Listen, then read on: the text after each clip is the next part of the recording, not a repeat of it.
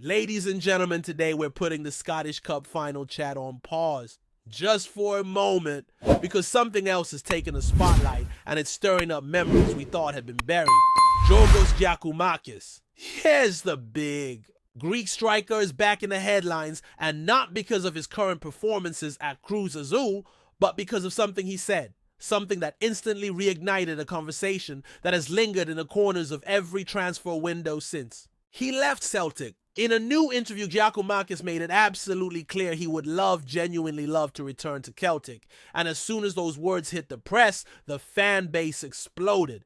That name, Giakoumakis, carries weight at Celtic Park. He wasn't just another squad player. He was a fighter, a workhorse, a man who made defenders miserable and fans roar. So when someone like that, someone who's already lived the Celtic life, says out loud that he wants back in, well, it's impossible to ignore. And let's be honest, most of us have tried to move on. We accepted that chapter was over. Kyogo became the main man and Giakoumakis left for new adventures. That's football. But some stories don't end as cleanly as we'd like. And clearly for Giorgos, this one never truly ended at all.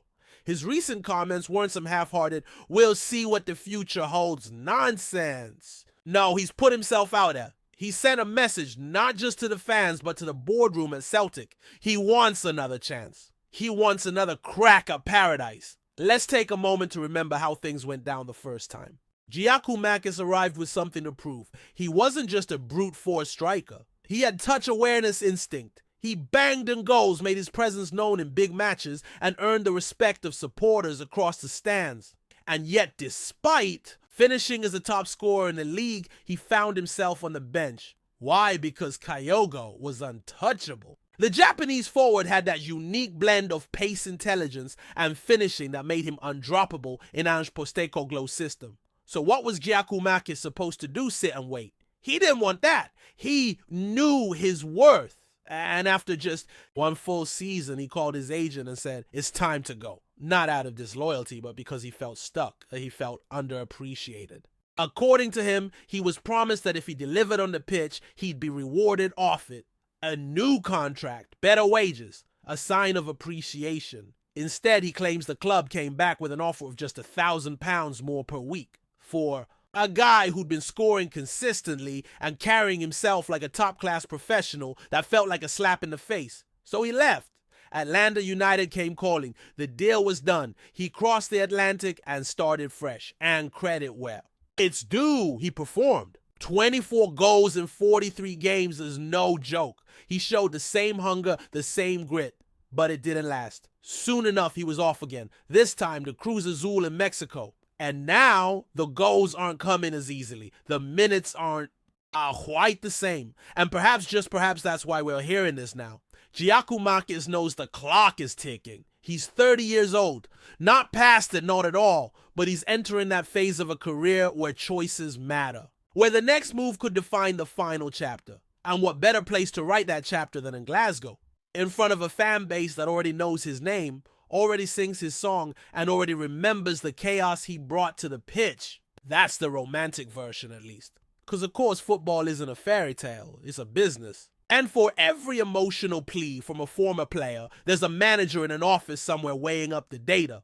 The age, the salary demands the alternatives. Brendan Rodgers isn't going to make a decision based on nostalgia. He'll be thinking about systems, chemistry, and long-term planning. Still, let's not pretend it wouldn't be tempting. Giakoumakis has that rare quality of being both a proven asset and a known quantity. He's done it in Scotland. He knows what it takes. The weather, the pressure, the derbies. It's not new to him, and that in itself is valuable. But then again, there's a reason he left. And there's a reason he's moved clubs so frequently since. He's not the type to settle. That's not always a bad thing, but it does raise a question. Is he looking for a home or just another platform?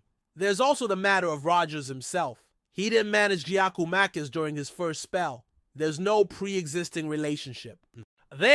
No personal loyalty. And if the manager is already targeting other profiles, if he's looking for younger, faster, more versatile forwards, then it doesn't matter how many goals Giorgos scored 2 seasons ago. It's about what you can bring tomorrow, not yesterday. That brings us to the striker situation in general. We know Celtic are in the market this summer.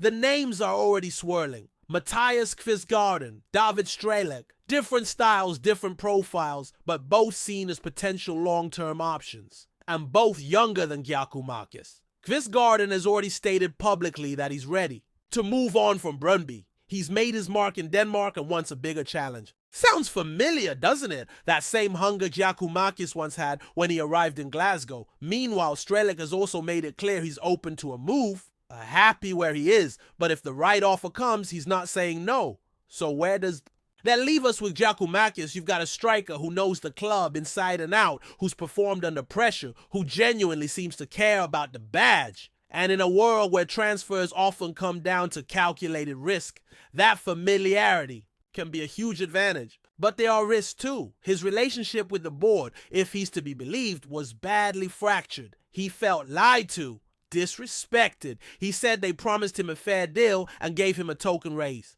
Those wounds might still be fresh. And unless there's been a serious change in the way the club handles these negotiations, who's to say history won't repeat itself? In his own words, Giakoumakis said that his bond with Postecoglou, at least on a personal level, was fragile. Professionally, he called him the best manager he ever worked under. But off the pitch, it was cold.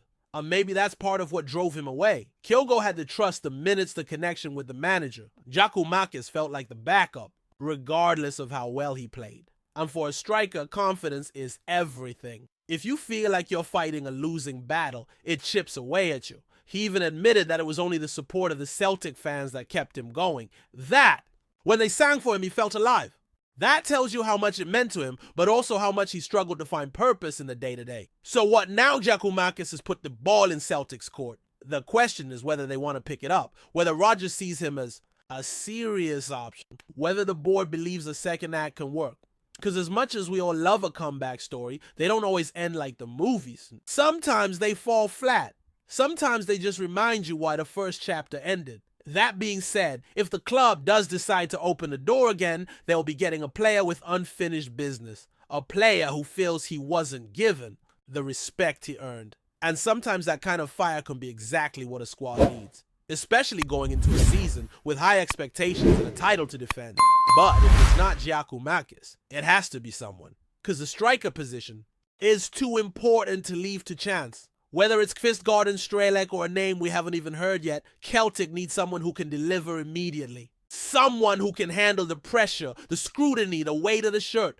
And that ultimately is why Giakoumakis is still in the conversation. Because he's already done it. Because fans remember the goals, the passion, the effort. And even if the board doesn't act, even if Rodgers looks elsewhere, Giorgos has already made his move. He said his piece. And now all eyes turn to Parkhead, waiting for the response. This summer is going to be long. It's going to be filled with transfer rumors, speculation, and excitement. And whether Giakoumakis is part of that journey or just a voice from the past, one thing's for sure. He's reminded everyone just how quickly a spark can turn into a wildfire in Glasgow. What's fascinating about Giakoumakis' sudden reappearance in the Celtic conversation is not just what it says about him, but what it reveals about the current state of the squad. When a player who's been gone over a year is still seen as a potential solution, it begs the question, have the club really replaced him properly? Because while Kyogo remains the focal point of the attack, and rightly so, given his incredible output and influence, there's a feeling among many fans that Celtic have lacked that second option with real bite. Someone who offers something different. Someone who can come in, change the rhythm of a match, give defenders a new problem. Giakoumakis was that guy. He was the contrast to Kyogo's movement and sharpness, a physical presence who could pin defenders back, who could bully centre-halves on a cold afternoon away to Livingston, who could drag a team forward when the usual patterns weren't working. In the big picture of squad balance, that kind of profile has always had value. And it's why his name keeps coming back. It's not nostalgia. It's need. It's the memory of what worked and the sense that it hasn't quite been replicated. Since now he's clearly trying to engineer something. There's a sense of timing to all this. The season's coming to a close, the summer window is about to open, and Giakoumakis is publicly stating that he's ready, he's available, he's willing. That's not coincidence, that's intent.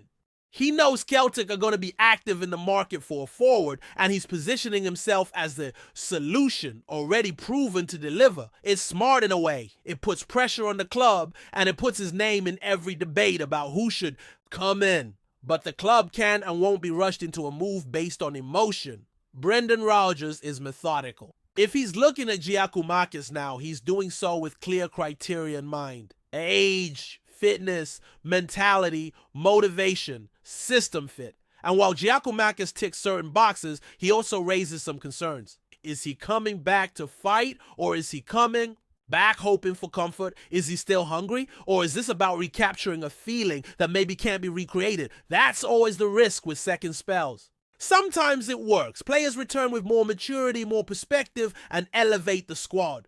But often they can't recreate the spark. The circumstances are different, the people are different, and the magic just isn't there. And if that happens, the club ends up making a decision based on sentiment rather than strategy. No matter how strong the emotional pull, that's a dangerous path. Still, you can understand why this story resonates. Because Giakoumakis didn't leave on bad terms with the fans. He never forced a move in a disrespectful way. He kept scoring, kept working, and when he finally did leave, it was clear that it was about ambition, about wanting more game time, about being seen and valued. There's something noble in that. And it's part of why so many fans would take him back in a heartbeat. They remember not just the goals, but the effort, the attitude, the fight, and those things matter in a Celtic shirt.